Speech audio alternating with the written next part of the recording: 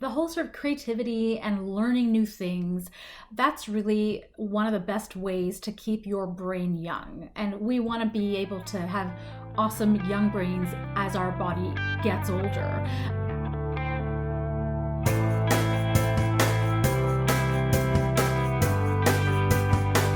Welcome to Zestful Aging, where I talk with fascinating, talented, and inspiring guests who reflect on the adventures and challenges of aging and who are living their lives with vibrance and purpose.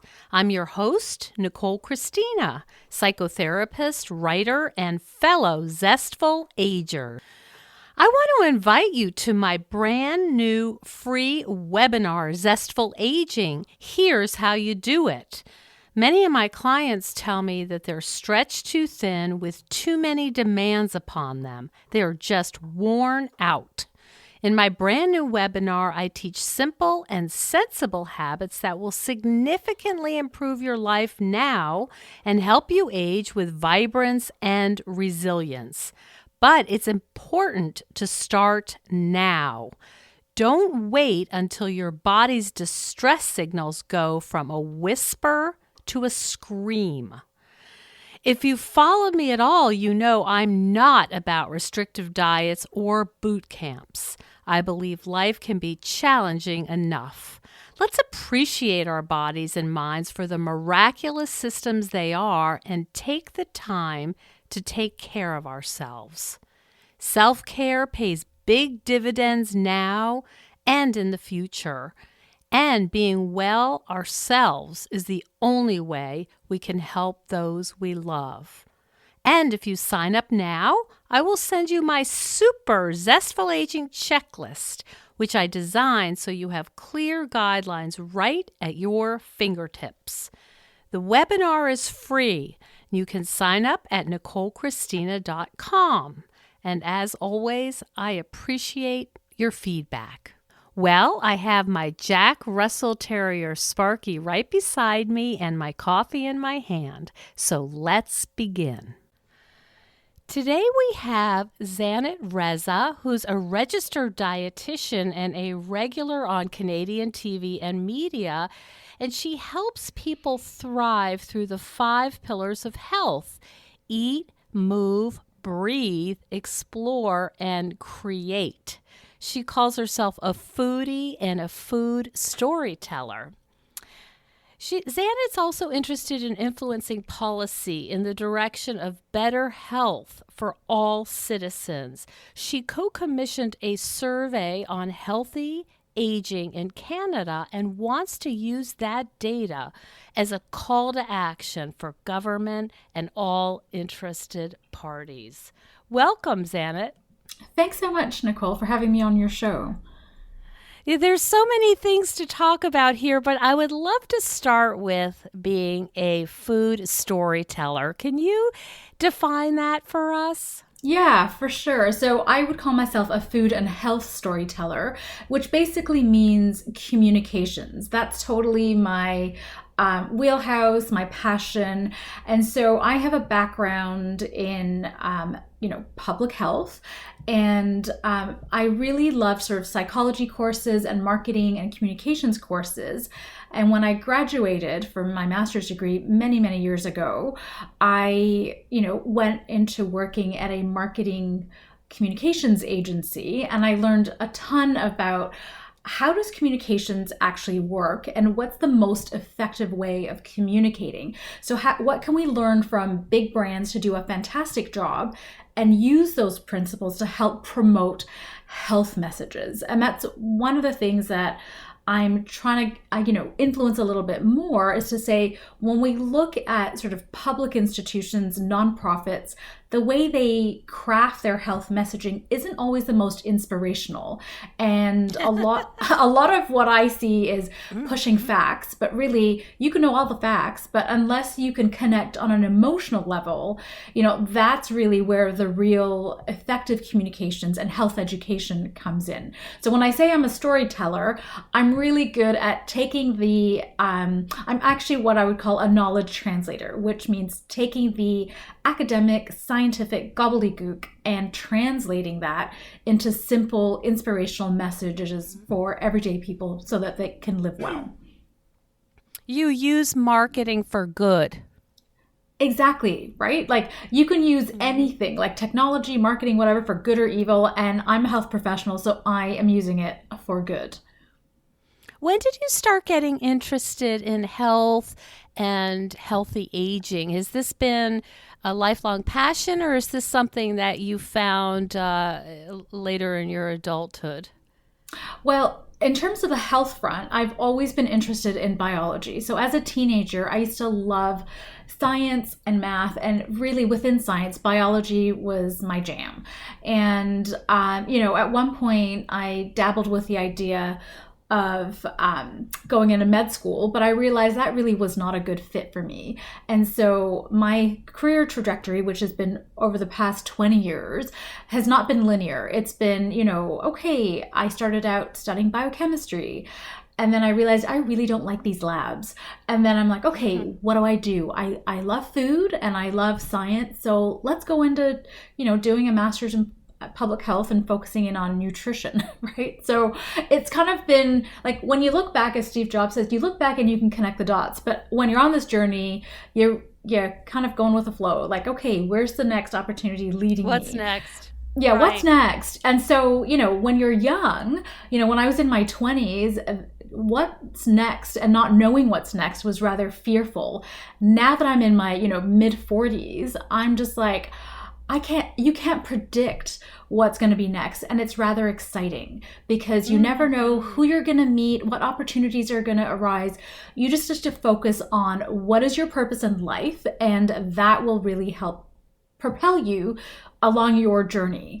So the whole healthy aging thing, actually just sort of came to me this fall. So I've always been about, inspiring people to eat better, move more, stress less, boost their brain power. So that's the explore pillar of health that I talk about. And then harness the power of creativity, because we know that there's a ton of evidence showing that if you participate in creative pursuits, so whether it's just even doodling or singing or dancing or that kind of thing, it actually has a huge positive impact on your health. And in the spring, as I was pivoting my business, and I run a health and wellness communication social enterprise, when I was pivoting the business, I realized I think all of these pillars of health hinge on an overall umbrella of healthy aging. And, when people look at me, they always think I'm 10 years younger than I really am. So I thought maybe I should use this to my advantage, right? Like, if you also want to look young or feel young, you need to eat better, move more, stress less, etc., right? So it's been sort of a recent shift to sort of healthy aging, but the crux of what I do, looking at health holistically, that's been sort of my passion for quite some time. We hear a lot certainly in the media here about the exercise, excuse me, and the eating, but not quite as much about the creativity. Could you talk a little bit more about some of the findings and maybe give our listeners some more ideas about what that might look like for an average person? Yeah, there actually is a research paper that looks at all the research to do with creativity and health promotion. And that research paper you can find on the thrive360.buzz website. There's an actual article there about how creativity can boost your health. But the crux of it is, when we doodle or paint or draw or dance and, play music and do all these creative pursuits that people not always, we don't always value that kind of activity. It's like oh yeah, I'll get to that. It's kind of a nice to do thing. But actually, if you want to relieve your stress, these are the kinds of things you want to be pursuing. And I'm going to tell you right now, like, I am not an artist. I don't have, musical talent and whatever, but I, participate in creative pursuits. So I have recently learned how to draw mandalas, and it's really easy. And for my math and science brain, there's a formula of sorts to draw a mandala, and I find it really therapeutic. And there's a lot of evidence to show that something as simple as even doodling can help you focus and recharge your creative juices. So this doesn't have to be, you don't need to be the next Leonardo da Vinci, right? Like, or, think of some amazing musician, or, master concert pianist. You don't need to do any of that. As long as you learn to, do something fun that you really enjoy, it will actually help your health. And if you can do that in a class with other people, with friends, whatever, that actually helps boost your brain power and brain health. And so again, that's the explore part of things. It's all interrelated, right? Like it's just like kind of giving yourself a total lifestyle makeover. So kind of downplay the 9-to-5 type job, unless you totally love it like I do, right? But really trying to get that self-care and me time and fun back into life. Like that's really the key to healthy aging, is just trying to have more fun. Oh, I love that message. And I've been treating eating disorders for about 30 years. So that's basically the opposite of fun, and not for me, but for my clients. And that's a message that I really resonate. Where's the pleasure? Where's the joy? And, the creativity is so interesting, and it makes me think of how we evolved as humans. And I suspect that there's a reason our brain needs to be creative so we could survive and try new things and evolve. Yeah, I mean, the whole sort of creativity and learning new things, that's really one of the best ways to keep your brain young. And we want to be able to have awesome young brains as our body gets older.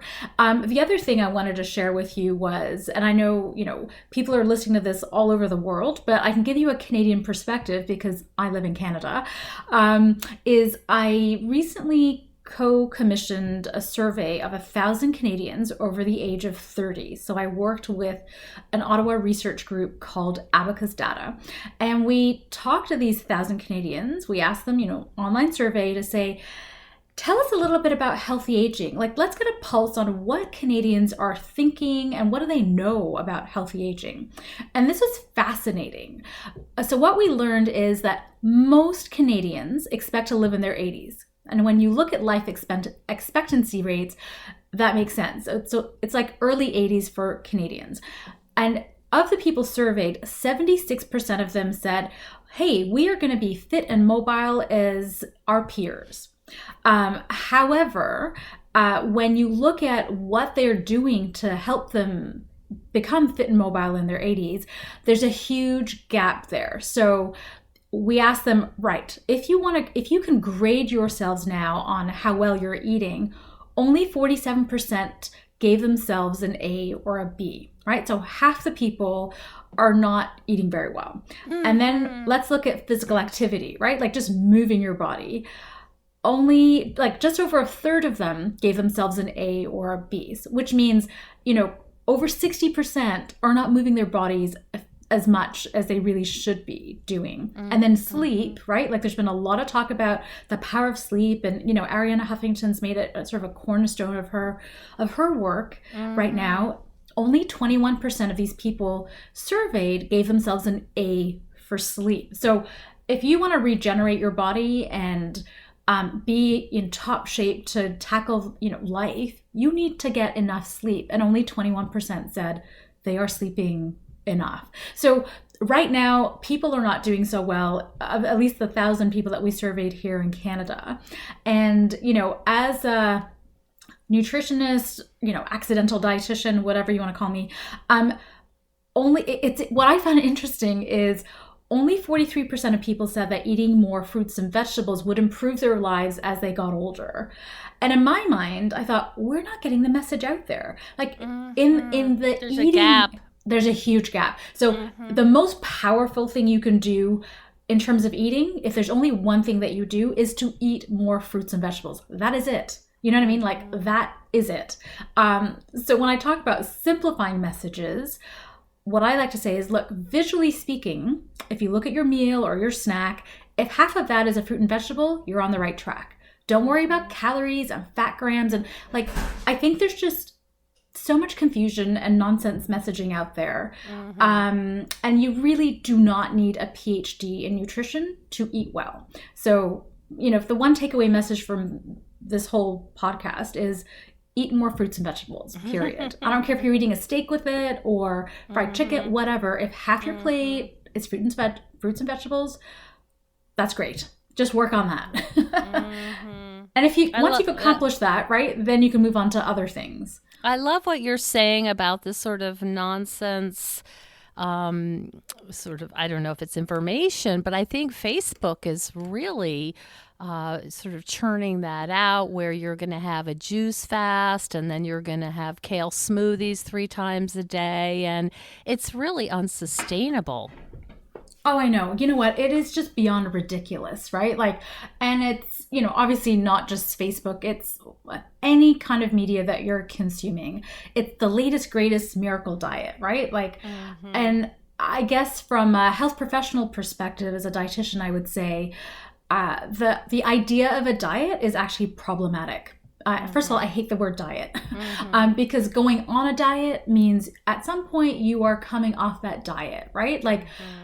What you're eating should be something that you can do for the rest of your life. And going on these fasts and kale smoothies, I gotta tell you, I do not put any kale or greens in my smoothies because it's a personal preference. If you like it, that is fine. But I prefer my leafy greens sauteed, with a little bit of olive oil and a sprinkle of there's some garlic and a little bit of salt. That's my preference. So there's nothing magical about a kale smoothie or going on a fast. Nothing magical. If it was, listen, I'd be the first one there bottling it and selling it, right? Yeah. Right. I see. So how do you deal with your own reaction to wanting so much to share these messages that are simple and really sustainable to your fellow Canadians and the world, and knowing there's a huge gap that they're not doing these simple things? And I know you have so much, I would say, emotionally invested, not only professionally, but you really want your fellow citizens to get on board here. Is that a frustration for you?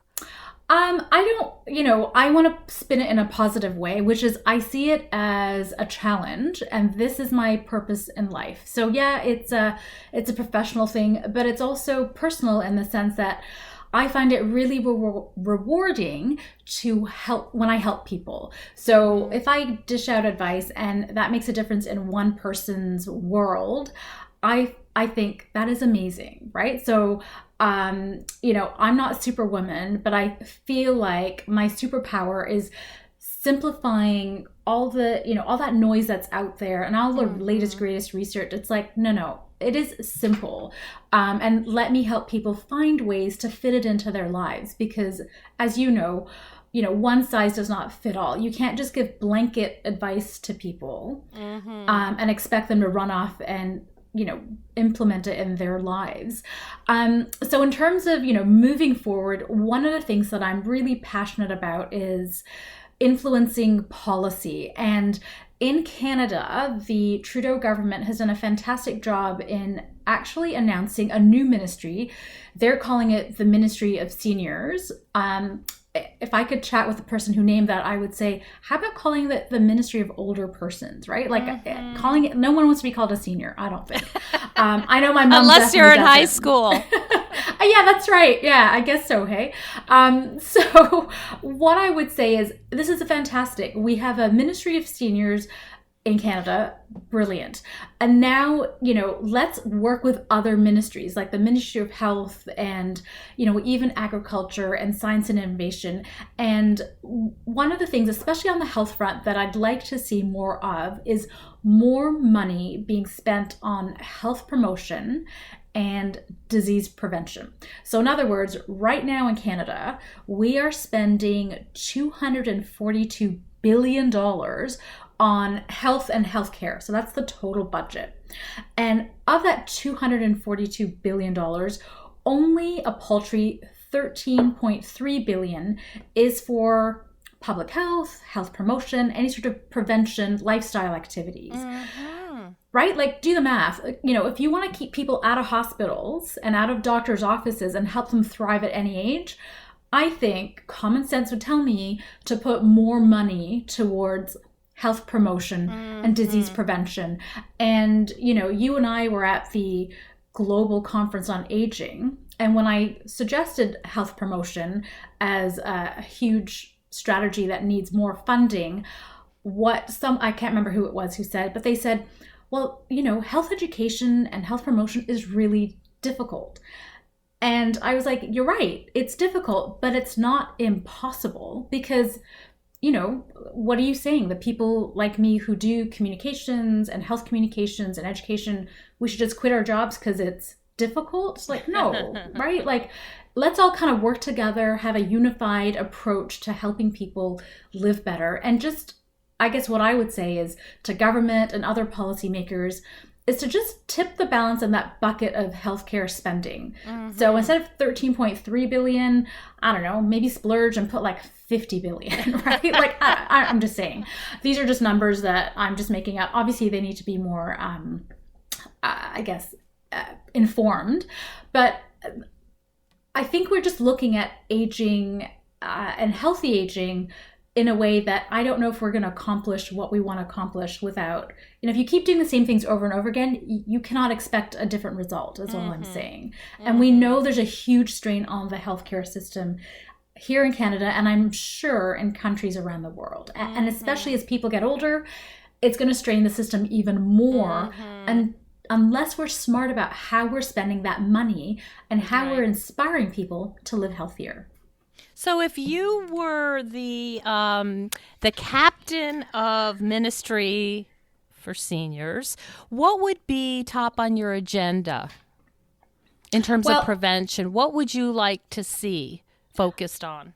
Well, I think what I would do, and I have very briefly met the Minister for Seniors, Philomena Tassi, who's doing a fantastic job.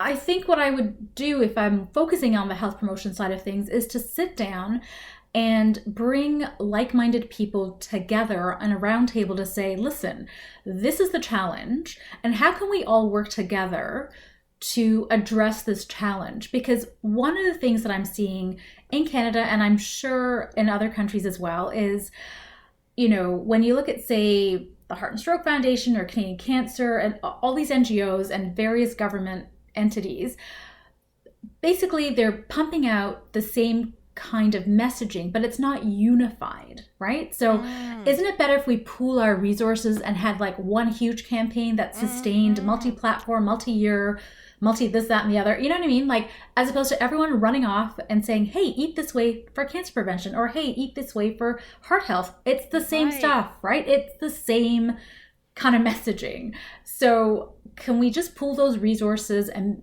use them smartly so it's like one unified campaign? So I don't think we can work alone. We're now in the age of a collaborative economy.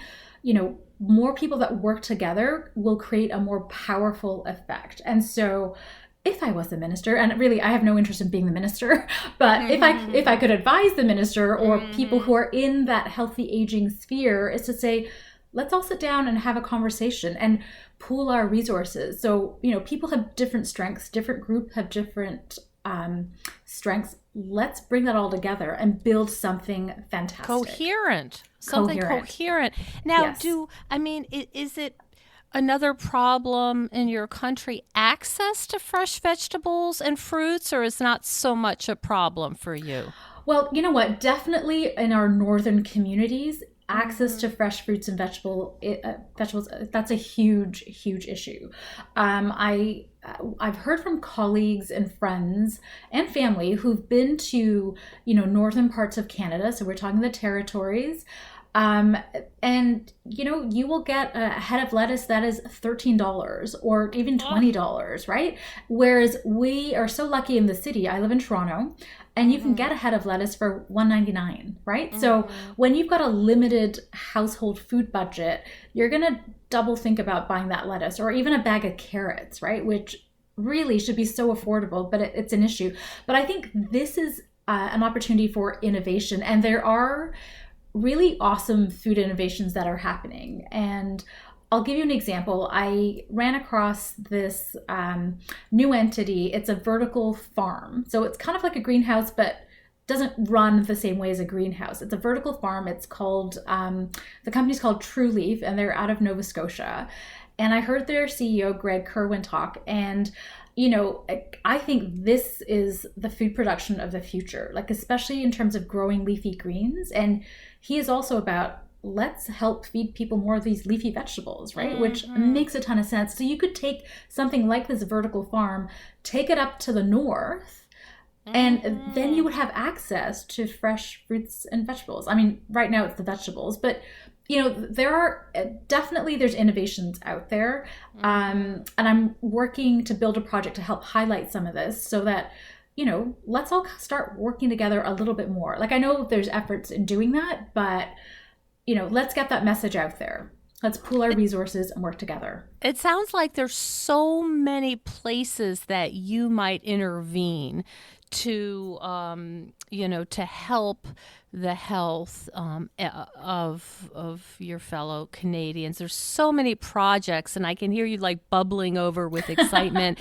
Do you ever have to sort of push yourself away from your work desk and say, now I take a walk, or now I take a nap, or now I get my doodling? Is it a challenge for you to take a break? Well, you know what? It's actually lovely that you brought that up, because in the past it has been a challenge. And so I launched this new business, Thrive 360, 2.5 years ago. It's coming up to 3 years.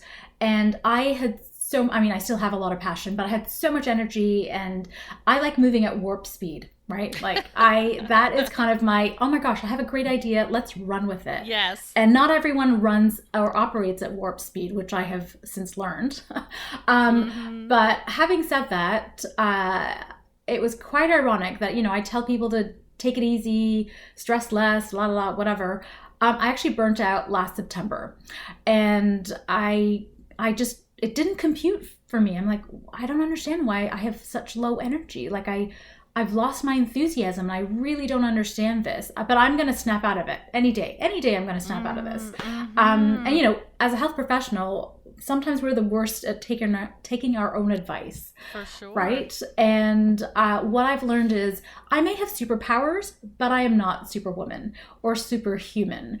And, burning out spiraled into anxiety and depression, and we had 3 family health issues that I had to deal with. And so I actually had stopped working last fall and into the winter. And, I'm very thankful that I got the help that I needed. And, May of 2018, I was back at it. But I really do have to tamper down that warp speed a little bit. And I really do focus on self-care for myself, because I can't save the world unless I save myself, right? And this is a theme that is, I've interviewed so many ambitious, excited, passionate, talented women, and this is basically what they have all come to, exactly what you're saying. Yeah. And, I've got children, right? Like I have an 11-year-old and a 15-year-old, and, the emotional energy that you need to deal with kids at this age, I was not prepared for. I've got mostly on most days I have a handle on it, but putting myself first, which honestly does not come naturally to me, but putting myself first has been the best strategy to, take care of myself, take care of my business, my family. So it's been an incredible learning opportunity, because when I was in the depths of my depression, I didn't understand why this was happening to me. I thought, I don't get it. Like, how did I get to this point? I'm a health professional. I don't understand this. But having climbed out of that deep, dark hole, and, I'm in a great place right now, I look back and I think the reason that happened to me is now I can empathize with people who are in a similar situation, right? Or who are struggling and don't have the energy. And we may be pushing all these health messages at them, but it's just not jiving with where they are psychologically, physically, mentally, like whatever, right? So I'm really, I'm a lot more sensitive to that type of issue now. Yeah, I mean, I think that's so important because I don't know the stats for Canada, but in the US, we are the most anxious, depressed cohort to ever walk the face of the earth. And something like 1 out of 4 Americans is on some kind of mood, uh, psychotropic medication, depression, anxiety, a combination. So Mm. we, as a society, know that things are not well. You know what? I'm sure the numbers are similar in Canada. I do know when I've seen the Canadian Mental Health Association with their mental health awareness program come out, it's 1 in 5 Canadians have a mental health challenge. Mm-hmm. And as you know, this is such a complex topic and situation, and one solution is not going to fix it all. Mm-hmm. I think their campaign in terms of ending the stigma around saying, hey, I have challenges with my mental health, because if someone says, oh, I broke my foot or I have cancer or whatever, people have a lot of sympathy, right? Or empathy. Mm-hmm. But the minute Mm-hmm. you say, oh, I have a mental health challenge, then it's like, oh, I'm not sure how to relate to you, right? Like, are you the Mm-hmm. same person? Like, how does this work? So I think Uh-huh. the more of us who have had challenges and have come up with strategies to manage our busy lives, so we can operate at, like, not super warp speed, but Half forward a speed. half, well, I don't want to say half, but like a controllable warp speed, a You don't manageable want to one. you don't want to commit to half, it sounds like. Well, I mean, maybe I'll get there one day, but right now I feel like it's a manageable warp speed. Uh-huh. But I think the more we talk about it, the more people can feel like, hey, I'm not alone. And, Mm-hmm. as you know, the loneliness issue is huge, to the point Mm-hmm. where the UK, they now have a minister, I think it's a minister of loneliness, or a ministry Yes. of loneliness, right? Yes. So loneliness, and I think, when we look at how we use technology, yes, we're on social media, but really, is it all that social, right? Like, we're losing some of the social fabric that ties us Mm-hmm. together as friends, neighbors, communities, city. Like, as a society, we're losing that a little bit, right? Mm-hmm. So I think that has huge impact on health, right? Being lonely is, I forget the actual stat, but it has a huge impact on like early death. So It's if, worse than smoking. right, it's like sitting, being lonely. Yeah, you might as well smoke. Mm. I mean, don't Oh, smoke, but you know what I mean? Like, yes. yeah, it's huge. And Mm. actually, just this week, I forget which group it is, but in the city of Toronto, they talk to young people, so under the age of 30, to say, do you know your friends and neighbors? Oh, sorry, not your friends. Do you know your neighbors? And a huge percentage had no idea who their neighbors were, right? Mm. So we've lost that kind of social fabric. And they talk about building social capital. And I'm like, okay, that's just a fancy way of saying relationships, right? So we need to focus on building relationships with our neighbors, people Yes. that look and think differently from us, because if we just hang out with the same old people who think and look like us, Mm-hmm. I don't think that's any good either, right? Like, Mm-hmm. I think you can get different perspectives and build a more cohesive society if we actually start hanging out with people who are different. Mm-hmm. Mm-hmm.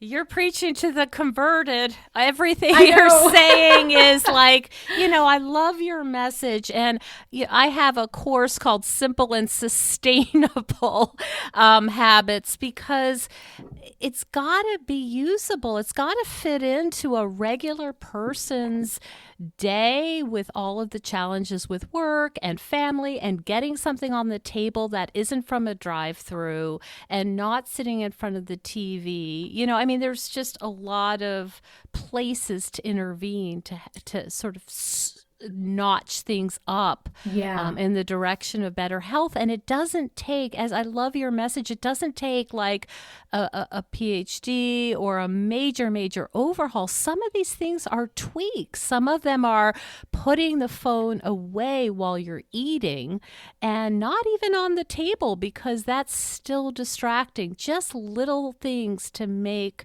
they really do add up. Yeah, I totally agree. I mean, at our house, we ban phones at the table. Like, that is just completely inappropriate and ridiculous. Like if that's the one thing you can do, do that. You know what I mean? But to your point about how do you manage this all, I think the most powerful thing that I've learned, most powerful word apart from please and thank you, is no. Right? Like don't overcommit, because that's been my issue is I want to help everyone. So I just say yes to everything.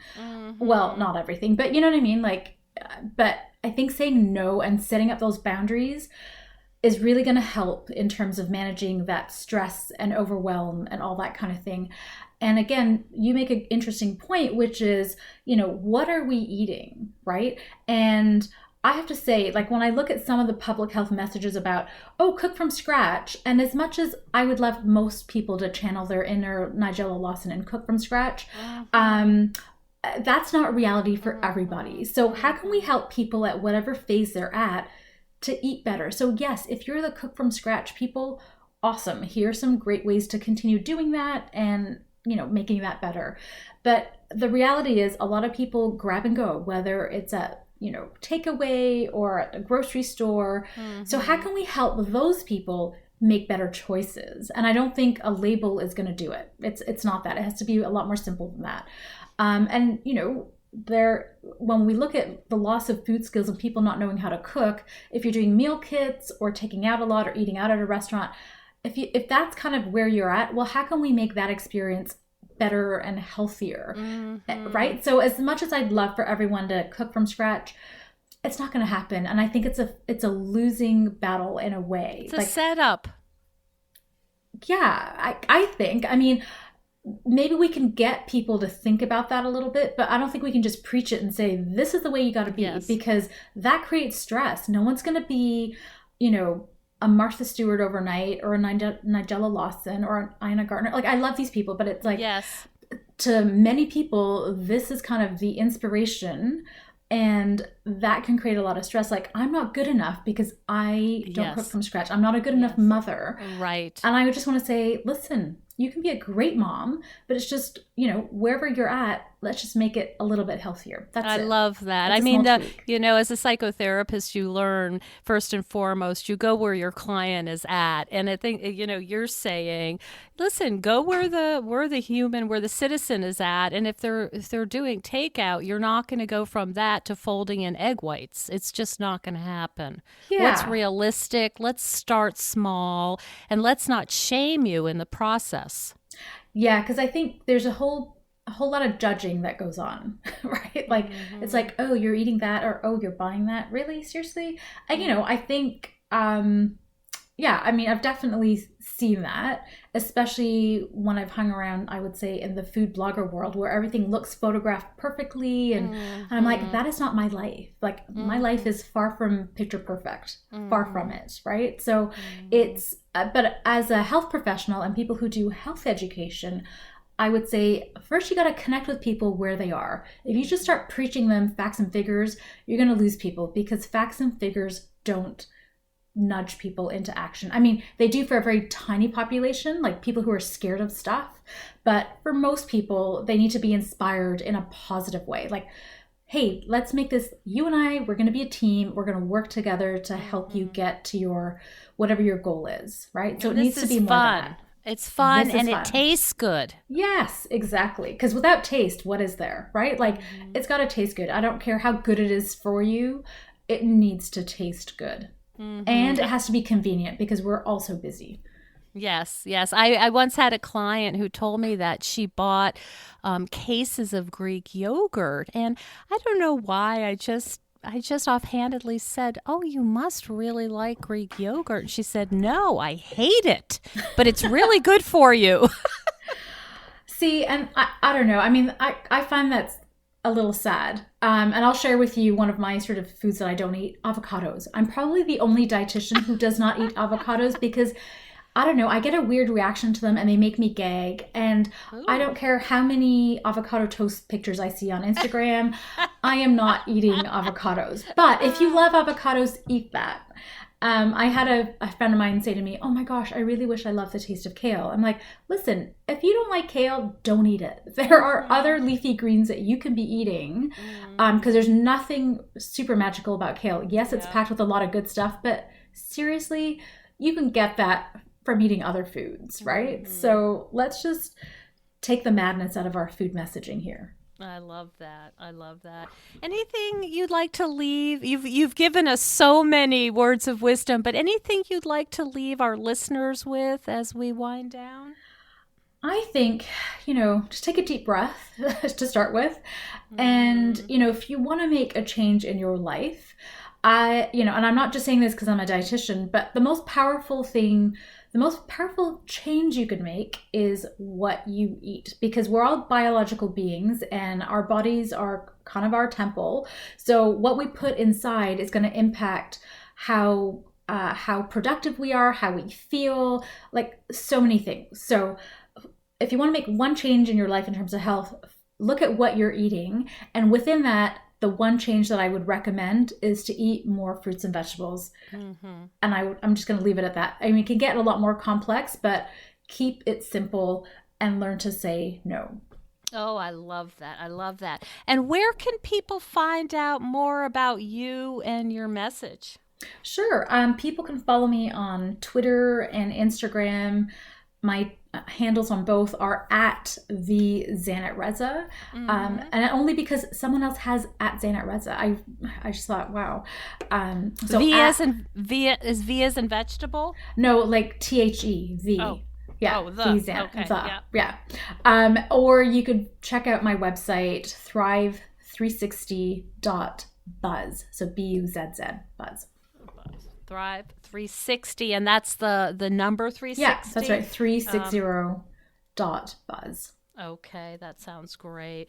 Zannat, thank you so much for you.